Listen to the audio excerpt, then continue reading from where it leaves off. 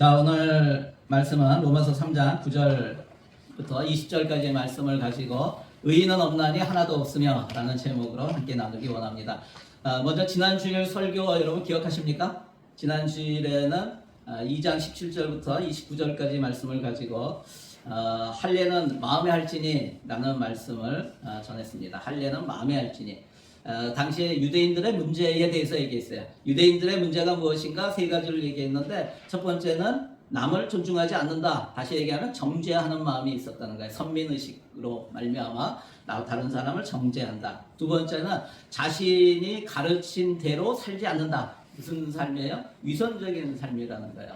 자신들이 말로 한 것과 생활하는 것이 다르다. 세 번째는 몸의 할례를 자랑하였다는 거예요. 몸의 할례, 할례는 마음에 해야 되는데, 그래서 결국 뭐예요? 이게 외식적인 신앙생활, 종교적인 그런 형식에 치우친 신앙생활을 했다라는 것이죠. 그런데 그 문제들이 과연 유대인들만의 문제인가? 지금 예수를 믿는다고 하며 교회에 나오는 사람들과는 별개의 것인가? 저를 돌아보면서 이것이 다 저에게도 해당되는구나. 우리 교회에 나오는 성도들, 오늘날을 살아가고 있는 성도들에게도 저와 여러분에게 동일하게 적용되는 말씀이다 라는 생각이 듭니다. 우리의 문제라는 것이죠. 1장 18절부터 여러분 앞에 1장 17절까지는 사도 바울이 로마에 있는 성도들에게 문안 인사를 하는 것이죠. 인사를 하고 그 뒤에 18절부터 오늘 읽은 3장 20절까지의 모든 말씀이 다 무엇에 대한 말씀인지 아세요? 지금까지 설교 들으시면서 계속해서 뭐에 대한 말씀이냐면 죄에 대한 말씀이에요. 죄에 대한 말씀. 특별히 오늘 말씀은 인간은 어떤 존재인가에 대한 답변입니다. 인간은 어떤 존재인가? 여러분, 인간은 원래 선한 존재입니까? 아니면 원래 악한 존재입니까? 태어날 때부터 선한 존재입니까? 아니면 태어날 때부터 악한 존재입니까? 여러분, 이것을 선한 존재인가 악한 존재인가 말씀 준비하면서 저는 제가 예전 한국에서 학교 다닐 때 윤리 시간에 배우죠. 배우는 동양의 동양의 두 가지 큰 인간에 대한 큰 사상이 있었어요. 여러분, 동양 철학에서 가장 유명한 사람 하면 누구를 들어요? 공자. 공자를 들죠. 그런데 공자의 뒤를 잇는 또 유명한 학자가 있어요. 그 사람은 맹자입니다. 맹자. 그리고 맹자 뒤에 또 나타나는 유명한 학자가 있죠. 그 사람은 순자예요. 순자. 우리가 자자를 보통 우리는 여자들한테 붙이죠. 저희 누님도 귀자 이렇게 돼 있어요. 그런데 여기는 다 남자입니다. 여자가 아닙니다. 여기에 보면은 두 사람에 대해서 사람은 어떤 존재인가를 나타내는 두 가지가 있는데, 하나는 맹자의 성선설이고 또 하나는 순자의 성악설이에요. 맹자라는 사람은 예수님 오시기 전에 한 300년 전에 활동했던 사람이에요. 이 맹자의 성선설은 뭐냐면 태어날 때부터 인간은 선하게 태어난다는 거예요. 그래서 원래 선한 성질을 가지고 태어났는데 점점 가면서 악행을 저지르게 되면서 이 선한 성질이 더럽혀지면서 생기는 것이 뭐냐면 죄라는 거예요. 그래서 인간은 원래 가지고 있는 선한 본질을 지키려고 노력해야 한다는 거예요. 그 노력하기 위해서 무엇이 필요한가 배워야 된다는 거예요. 잘못된 건 무엇이 잘못됐는가를 배워야 되고, 그래서 무엇이 선한 것인가를 배우면서 배운 대로 다시 선한 것들을 지켜나가라는 거예요. 이것이 성선설이에요. 그래서 뭐냐면 인간은 의지로서 자신의 의지와 노력으로 바르게 살 수 있다라는 메시지를 주는 이론이 성선설이에요.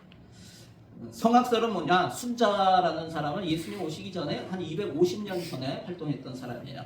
이 성악설에 의하면은 인간은 태어날 때부터 악한 존재로 태어났다는 거예요. 악한 존재이다. 그래서 인간은 그 악한 존재에서 악한 행동이 나올 수밖에 없다. 그렇기 때문에 무엇이 필요한가? 법이 필요하다.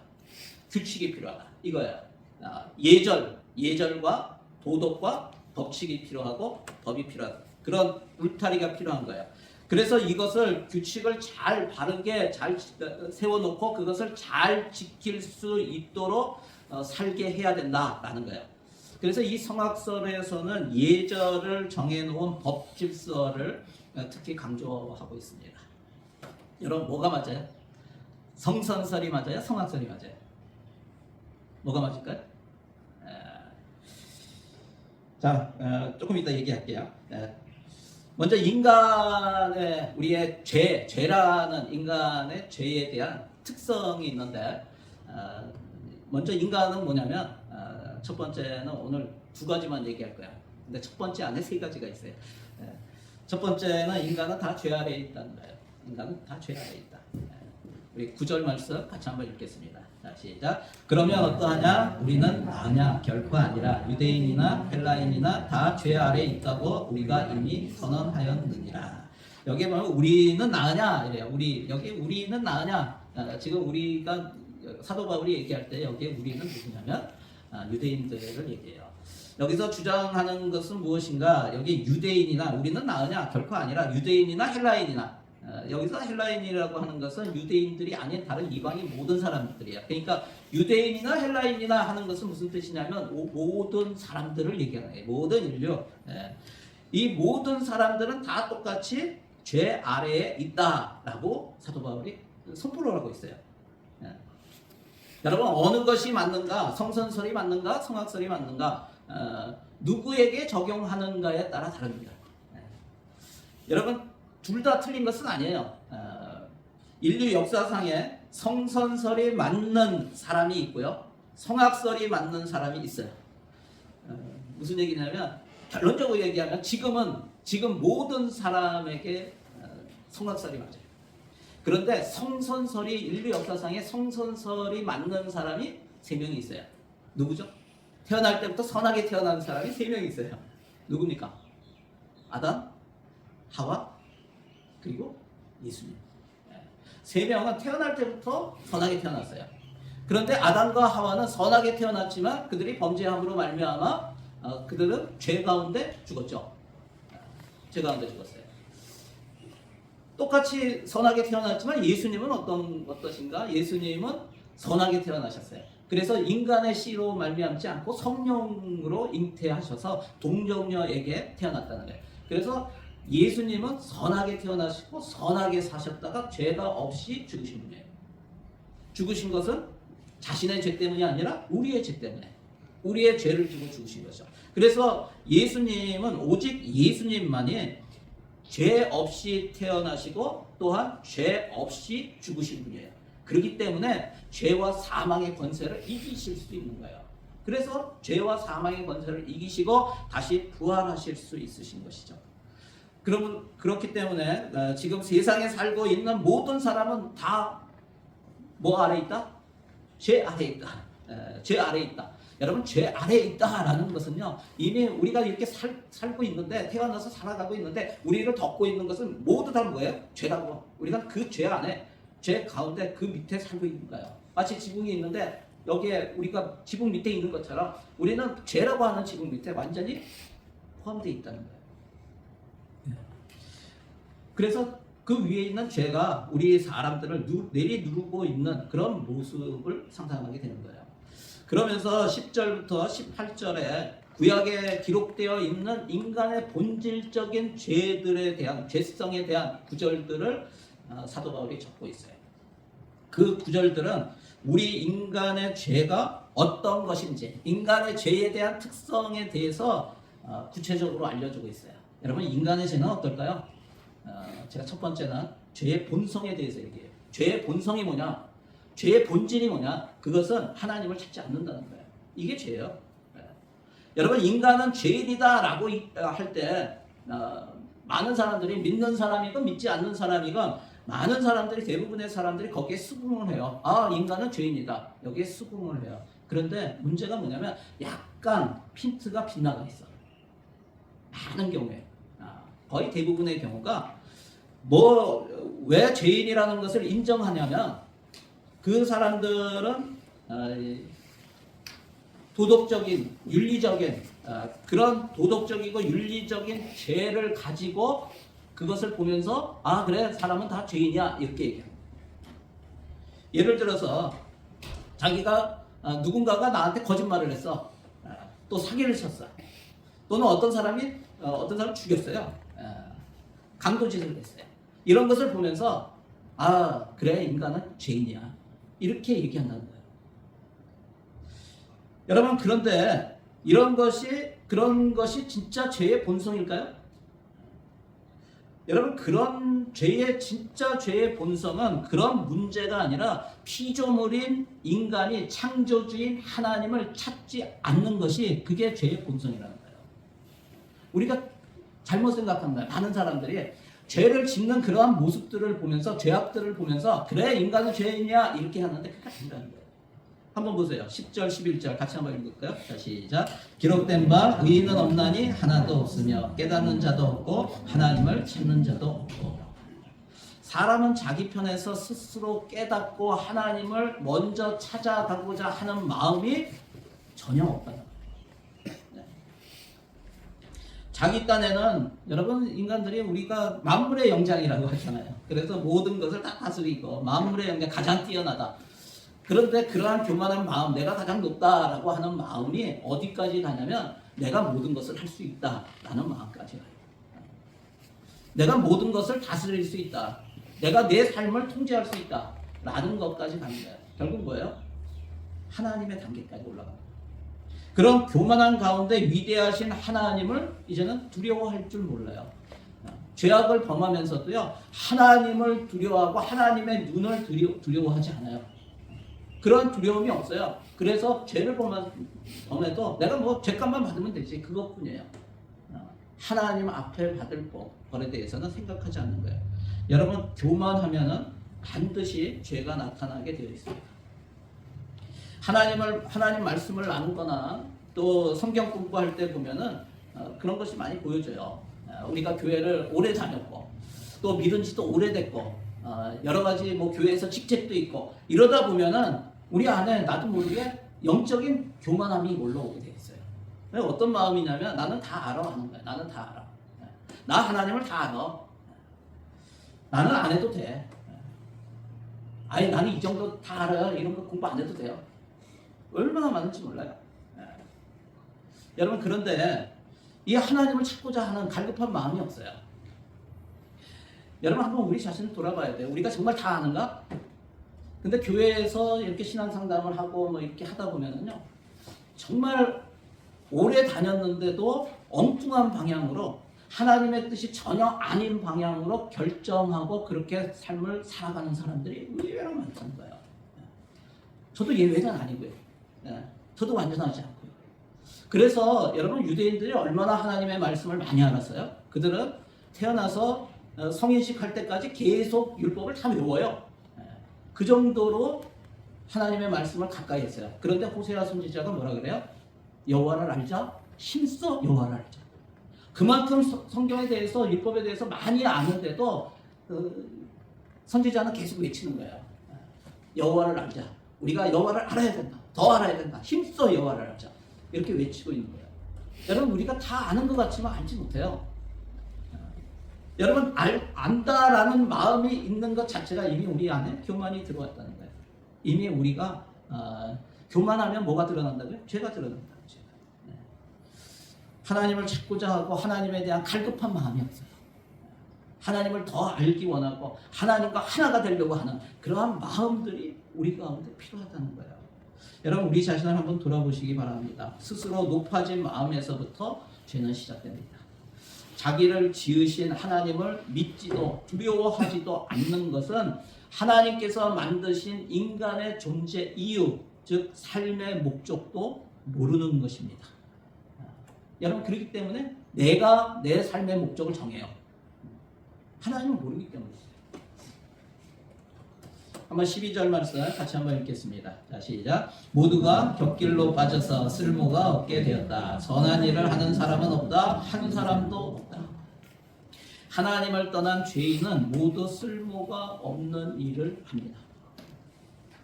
선한 일, 여기서 선한 일을 하는 사람이 하나도 없대요. 여러분 선한 일이 뭐예요? 선한 일이란 하나님께서 만드신 목적대로 사용되는 것이 선한 일이에요. 그 목적대로 사용되는 사람이 없이 모두 쓸모가 없게 되었다는 거예요. 여러분은 선한 일을 하시면서 사십니까? 하나님께서 나를 지으시고 나를 이 땅에 살게 하신, 생명을 주신 그 이유에 따라서, 그 목적에 따라서 살고 있느냐 하는 거예요. 그게 선한 일이에요. 내가 이렇게 하면은 선한 일이지 하는 거 말고, 우리가 생각하는 거 도덕적으로 윤리적으로 착한 일 하면서 사는 거 이거 말고, 정말 하나님이 나에게 무엇을 원하시는가, 나를 왜 살게 하시는가, 이것을 알아야 되는 거예요. 여러분, 이게 뭐예요? 이거 마이크죠 지금. 이게 마이크예요. 근데 이거 마이크 보면서, 야, 이거 마이크는 왜 만들었을까요? 소리를 증폭해가지고 여기에 그 앰프를 통해서 소리를 크게 증폭하기 위해서 사용하는 거죠. 근데 이렇게 보니까 이거 뭐처럼 생겼어요? 이거 슈루탄처럼 생겼네.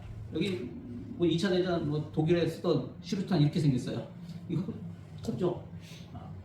그 슈루탄 우리에 이러면 이게 선하게 쓰임 받는 게 아니에요.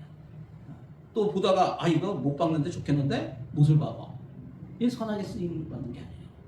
여러분, 지은 목적대로 이게 왜 만들어졌는가, 그 목적대로 사용될 때 우리는 그것이 선한 일을 하는 것이다 라고 하는 거예요.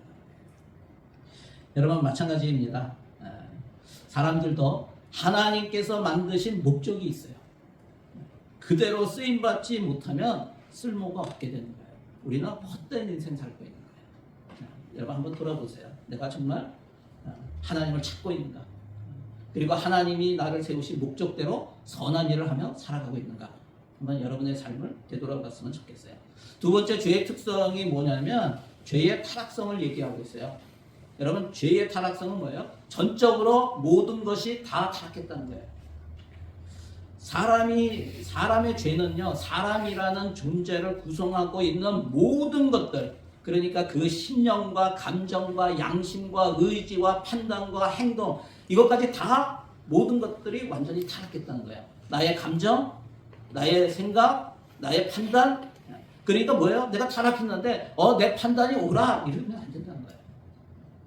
우리 13절부터 17절 같이 한번 읽어보겠습니다. 그들의 목구멍은 열린 무덤이요, 그 혀로는 속임을 일삼으며 그 입술에는 독사의 독이 있고 그 입에는 저주와 악독이 가득하고 그 발은 피 흘리는데 빠른지라 파멸과 고생이 그 길에 있어 평강의 길을 알지 못하였고. 여기 뭐예요? 지금 목구멍은, 또 혀로는, 입술에는, 입에는, 발은 뭐 얘기하는 거예요? 지금 모든 것들을 얘기하는 거예요. 사람의 혀와 입에서 나오는 말, 그 발이 달려가는 방향, 또 그의 길 끝에는 평화가 있는 것이 아니라 오직 파멸과 비참함만이 남게 된다고 말씀하고 있는 거예요. 이것이 죄의 무서운 파괴력이에요. 여러분, 마귀는요, 우리를 끝까지 죄에 묶이게 만들어서 결국은 우리를 타락시키고 파멸시키려고 하는 거예요. 이게 마귀의 목적이에요.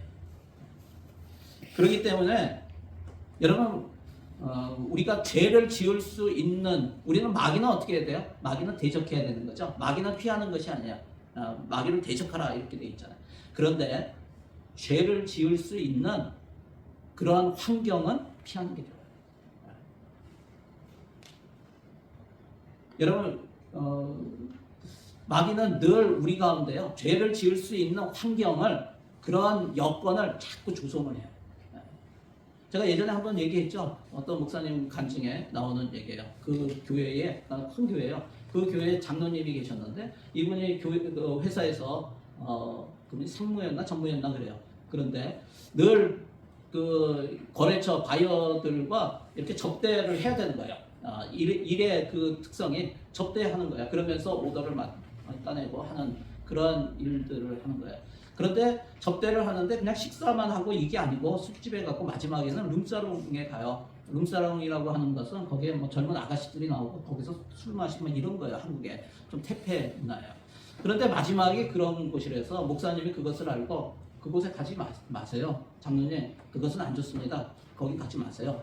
가지 마세요. 그랬더니 장로님이 뭐라고 했냐면, 아 목사님 저는 괜찮습니다. 이게 회사 일이기 때문에 어쩔 수 없이 가기 때문에 가지만 저는 술도 많이 마시지 않고 그곳에 나오는 젊은 아가씨들도 눈길도 한 번 안 줍니다. 괜찮습니다. 이랬어요. 그런데 정말 괜찮았을까요? 처음에는 정말 눈길도 안 줬죠. 그런데 시간이 지나면서 어떻게 돼요? 여러분 죄의 환경에 자꾸 빠지면요, 나중에 어떤 마음이 드냐면 하나님께 대한 그러한 죄책감 이런 것들이 점점 무뎌져요. 한 번 하고 두 번 하면요, 이렇게 눈길을 주고 하다 보면요, 나중에는 그러한 죄책감이 없어져요. 그리고 죄에 대한 민감함이 무뎌져요. 이분이 어떻게 됐냐면 1년이 되지 못해가지고요, 이 장로님이 두 살림을 차리게 돼요. 결국 자녀들로부터 아내로부터 존경을 받고 그랬던 장로님, 결국 가정이 파탄이 됐어요. 교회로부터 출교를 당했어요. 파면 당했어요. 여러분 죄의 장사가 없는 거예요.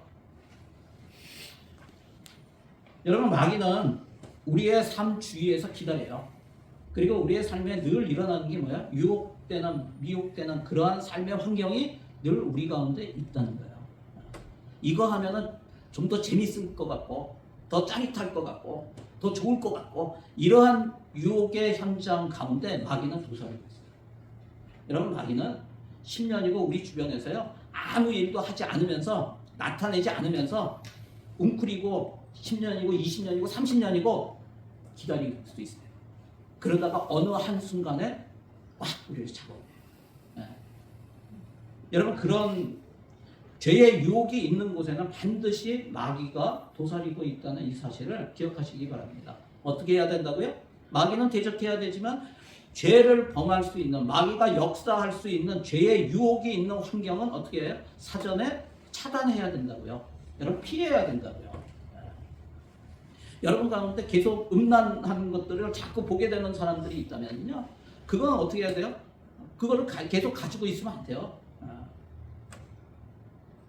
컴퓨터가 내 방 안에 있는데 계속 음란한 것을 보게 돼. 그러면은요, 그 컴퓨터를 거실로 내놔야 돼요. 거실로 내놓고 다른 사람이 다 볼 수 있는 데서 그런 걸 해야 돼요. 그래야지 음란한 건 안 들어가. 그런데도 사람 없으면 또 들어간다 그러면 컴퓨터 버려야 돼.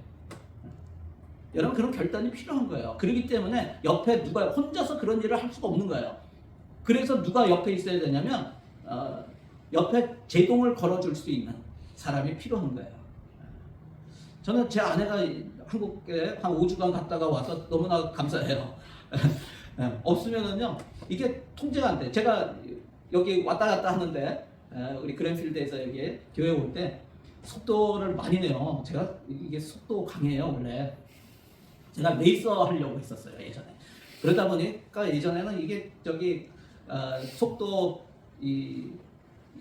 스피드 그 티켓을 많이 끊겼던 적이 많아요.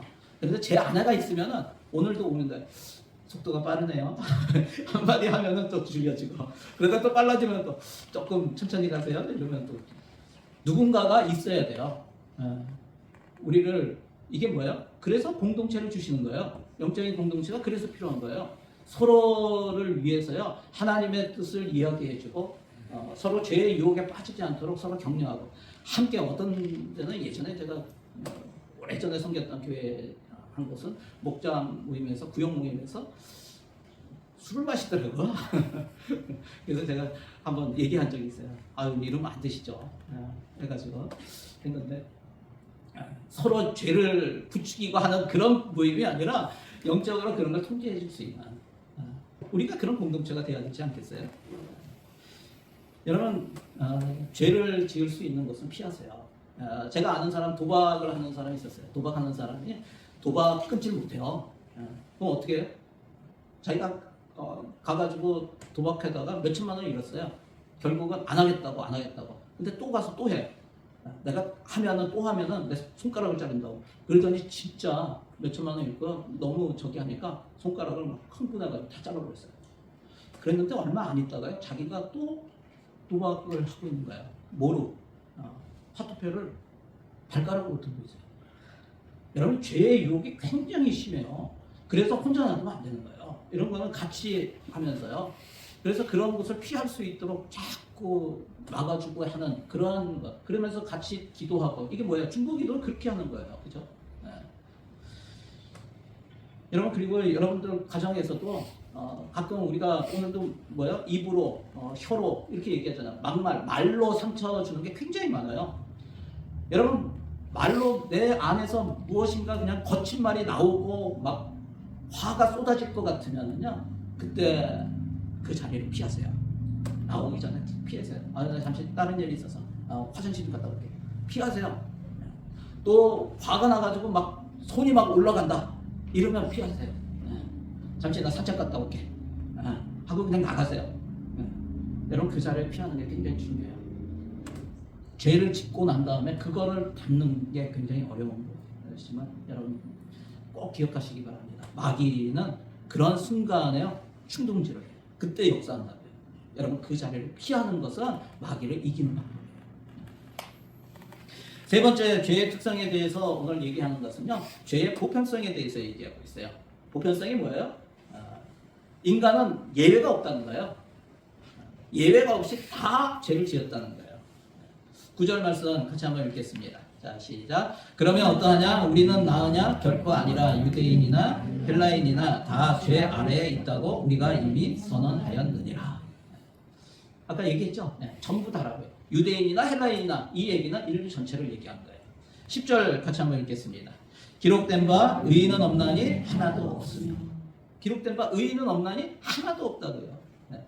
다 죄인이라는 뜻이에요. 사람으로 이 땅에 태어난 이상 그 사람이 남자이든 여자이든 그 사람이 황인종이든 백인종이든 흑인종이든 상관없다는 거예요. 그 사람이 영어를 쓰건 한국어를 쓰건 일본어를 쓰건 그 사람의 집안이 굉장히 좋은 집안에 태어나건 나쁜 집안에 태어나건 그 사람이 멋있게 생겼건 뭐 자유롭게 생겼건 상관없이 인간은 다 어떻다고요? 모든 사람이 이러한 죄성을 다 공유하고 있다는 거예요. 죄 가운데 태어났다는 거예요. 예외가 없다는 거예요. 여러분 이것이 죄의 특성이에요. 사도 바울이 지금 죄가 어떤 것인가에 대해서 얘기하고 있는 거예요. 여러분 한번 적용해 보세요. 하나님을 의식하지 않고 찾지 않아도 아무 문제가 되지 않는 나의 모습을 보면서 어떤 생각이 드는가? 내가 죄인임을 인정하는가? 두 번째, 율법에 대해서 얘기해 보세요.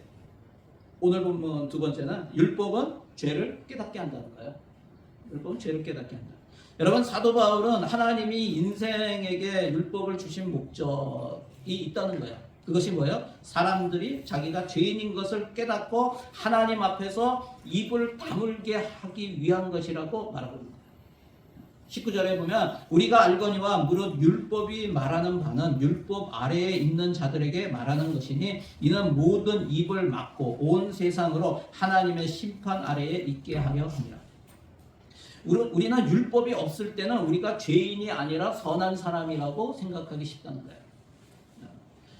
그러나 우리는 율법 앞에 서서 우리를 살펴보기 시작하면서 우리의 인격 그 구석구석에 죄라는 것이, 죄라고 하는 세균들이 가득 차 있다는 것을 발견하게 된다는 거예요. 여러분 율법의 역할이 뭔가 굉장히 중요한 역할을 하고 있는 거예요. 우리의 죄를 알게 한다는 거예요. 제가 묵상하면서 율법이 뭐와 같을까? 근데 제가 이렇게 정의했어요. 율법은 마치 진단 키트와 같다. 진단 키트. 지금 교회 가운데 코로나 걸렸다고 해서 못 나온 사람이 있어요. 근데 이렇게 진단 키트 해봤더니 두 줄이 나왔다는 거예요. 여러분 우리가 코로나 걸렸다. 우리가 코로나 뭐 한동안 진짜 격리도 하고 그죠? 격리도 했는데 코로나 하면서 제일 많이 유행했던 말 중에 하나가 뭐냐면 확진자라는 거예요. 확진자라는 게 뭐야? 격리되면서 계속 먹어가지고 갑자기 확진 사람, 살이 찐 사람, 이거 확진자라고 하는 뭐 그렇게 얘기하는 사람도 있지만 확진자라고 하는 것은 내가 정말 코로나에 걸렸는가, 세균 바이러스 감염이 됐는가, 안 됐는가를 모르는데 언제 알아요? 우리가 예전에는 이 테스팅 스테이션에 가가지고 여 안에 코에다가 이렇게 집어넣어가지고 해서 그럼 뭐예요? 그걸 가지고 검사를 하잖아요. 검사하면은 거기에 바이러스가 있으면 어떻게 돼요? 걸렸습니다 라고 하는 거죠. 걸렸다고 통보가 오면 뭐예요? 확진자죠.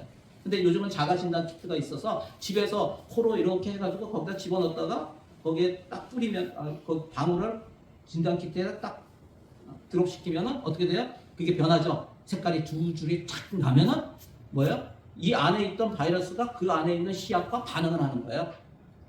뭐가 같아요? 그러니까 바이러스가 있느냐 없느냐를 확인시켜 주는 거잖아요. 진단 키트와 같아요. 율법이 뭐냐? 율법이 그렇다는 거예요. 내가 정말 죄가 있는가 죄가 없는가를 어떻게 하냐? 율법을 통해서 하는 거예요. 율법이라고 하는 진단 키트에 내가 나 자신을 집어넣어 봤더니 거기에 두 줄이 딱 나왔다. 그러면서 너는 죄인이다라는 것을 알게 해주는 것이죠. 여러분, 율법이 이와 같이 우리 자신 안에 침투된 죄의 세력을 낱낱이 보여주어서 우리가 심각한 죄의 오염이 되었다는 것을 시인하게 만들어주는 거예요. 이 역할이 율법의 역할이에요. 이제 사도 바울은 그동안 해왔던 말의 결론을 이렇게 내리고 있어요. 우리 20절 마지막 같이 읽겠습니다. 시작. 그러므로 율법의 행위로 그의 앞에 의롭다 하심을 얻을 육체가 없나니 율법으로는 죄를 깨달음이니라. 죄를 인식한다, 죄를 깨닫는다 하는 것은 그 죄의 문제를 해결하는 것에 있어서 필수적이에요. 여러분 AA 클럽이라고 아세요? AA라고 아세요? 이 나라에도 있어요. AA라는 게 뭐 오토모빌 어소시에이션 이거 말고 세계적으로 굉장히 많은 뉴질랜드에도 제가 알기로 한 400군데가 있는 것 같아요. AA가 뭐냐면 알코홀릭스 어너니머스라는 거예요. 익명의 알코올 중독자들 모임. 자신의 이름을 밝히는 것이 아니고 그냥 뭘 밝히냐면 나는 알코올 중독자입니다라는 것을 밝히면서 거기에서 알코올 중독을 치료해요. 알코올 그러니까 뭐 단주 협회라 그래요. 술을 끊게 하는 그러한 협회예요. 뉴질랜드에 한 400여 개가 있고 지금 한 그것을 통해서 지금 치료받고 있는 사람이 한 4천여 명 되는 걸로 알고 있어요. 지금도 계속 있어요. 그런데 거기에 가면은요 가장 먼저 하는 게 뭔지 아세요? 가장 먼저 하는 것은 자신이 알코올 중독자입니다라는 것을 시인하게 하는 거예요. 나는 알코올 중독자입니다. 시인해야 하는 거예요. 여러분 왜 그게 중요하냐면요. 내가 알코올 중독자가 아니라고 생각하는 사람들이 거기 오는 사람이 있어요. 아내가 생각할 때 남편은 알코올 중독자야. 그래서 아내가 보내. 또는 자녀를 보내고 아버지를 보내고 뭐 엄마를 보내고 뭐 이렇게 해가지고 보냈는데 나는 알코올 중독자라고 생각하지 않아. 그러니까 그곳에서 하는 말들은 자기에게 해당하는 것이 아니야. 그 사람은 고치지 못해요. 그래서 그곳에 오면 가장 먼저 하는 걸 뭘 하게 하냐면 나는 알코올 중독자입니다. 자신의 입으로 고백하게 하는 거예요. 왜요? 내가 아프다는 것을 알아야지 의원을 찾는 거예요. 나는 아프지 않는데 내가 뭐하라고 의원을 찾겠어요. 그죠? 예수님이 하신 말씀이에요. 병자에게만 의원이 필요한 것이죠. 내가 죄인이라는 것을 고백하는 사람, 그것을 아는 사람에게 구원자가 필요한 거예요. 여러분 하나님도 마찬가지예요. 우리의 죄의 병을 고쳐주기를 원하세요. 그렇지만 우리가 죄인이라는 사실을 인정하지 않고 나는 의인이야, 나는 죄가 없어 라고 생각하면 그 사람은 하나님의 도움이 필요 없다는 사람이에요. 그러니까 구원자가 필요 없는 거예요. 여러분 그 사람은 하나님의 도움을 받을 수가 없고 결국 죄의 대가를 받을 수밖에 없게 되는 거예요. 그렇기 때문에 하나님은 먼저 우리에게 율법을 통해서 우리가 죄인임을 알게 하신다는 거예요. 깨닫게 하신다는 거예요. 그리고 나서 우리가 죄인임을 인정하며 하나님의 도움, 그분의 은혜를 구하며 나아가게 되는 것이죠. 그러면 우리의 죄의 문제를 치료하실 하나님의 치료 방법이 무엇일까요? 이거는 다음 시간에 굉장히 중요한 거죠. 다음 시간에 나누도록 하겠습니다. 마지막으로 한번 적용해 보세요. 하나님의 말씀을 들을 때 어떤 생각이 드는가? 자신이 죄인이라는 것을 인정했을 때 내 삶에 일어나는 변화는 어떤 것이 있습니까? 여러분 굉장히 중요한 부분이에요. 자, 우리 이 시간에 잠시 기도했으면 좋겠어요. 오늘 말씀을 가지고 함께 기도했으면 좋겠어요. 여러분 인간은 다 죄 아래 있어요. 여러분 내가 죄인이라는 것을 인정하십니까? 죄가 얼마나 끔찍한 것이라는 것을 아십니까? 오늘 이 시간에 하나님, 나는 하나님의 도움이 없으면 이 땅에서 살아갈 수도 없고 선한 일을 행할 수도 없는 죄인임을 고백합니다 라는 고백으로 나갔으면 좋겠어요. 그리고 하나님의 말씀을 통해서 내가 날마다 또 짓고 있는 그런 죄인, 여러분 인간은요 죄를 짓기 때문에 죄인이 아니에요. 죄인이기 때문에 죄를 짓게 되어 있는 거예요. 여러분 이것을 꼭 기억하세요. 내 안에 죄성이 있어요. 우리는 예수 믿지만 여전히 죄성이 있음을 기억하시고요. 여전히 하나님의 도우심과 하나님의 은혜가 필요하다는 것을 기억하시며 오늘도 그 주님의 도우심을 원합니다. 하나님 나를 불쌍히 여기시고 하나님의 선한 일에 쓰임받는 그런 사람 되게 해달라고 이 시간에 함께 기도하며 나갔으면 좋겠어요. 우리 잠시 주여 한번 부르시고 함께 기도합니다. 주여